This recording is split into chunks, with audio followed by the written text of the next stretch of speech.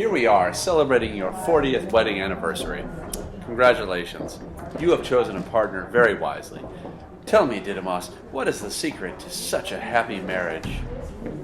Oh, it's the same old story, you know. You find a good person, you marry that person, and you'll be happy. Good. You say she is a good person. Is it her goodness that makes you happy? Certainly, I could hardly be happy with a person who is not good. And in 40 years, you must have had many occasions on which to observe this goodness. Tell me, in what actions can we observe this trait of hers?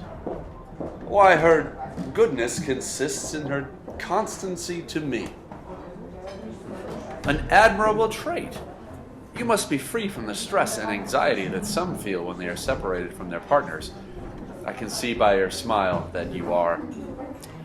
This calmness you feel must only come after years of experience, is that right? It is as true today as the day we married. Indeed, I would not have married her if that had not been the case.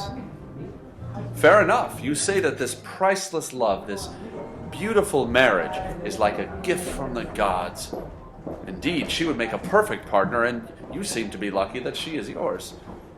But what does she do every day to show this goodness? For example, what did she do yesterday? Well, usually she goes to the coffee shop to read and to write. This is what she usually does, but what did she do yesterday?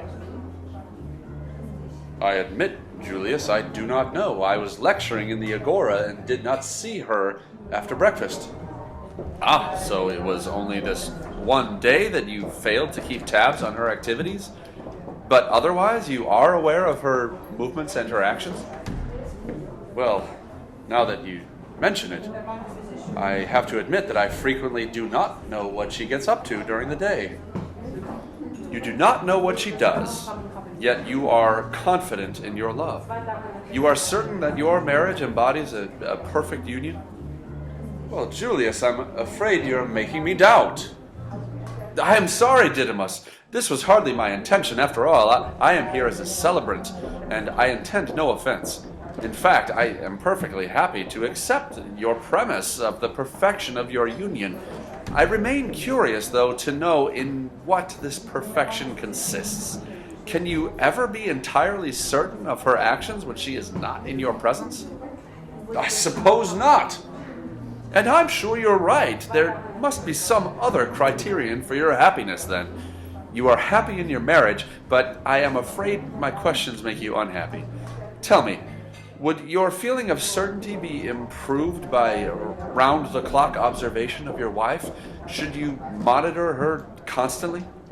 Although this would make me certain of her actions, Julius, I do not think that this is a good idea. And I think I agree. More monitoring would lead to less happiness, would it not? I see by your nodding head that you agree. Is it possible, then, that less monitoring might produce more happiness? It is possible, at least to the degree that I still have some time to see and speak with my wife.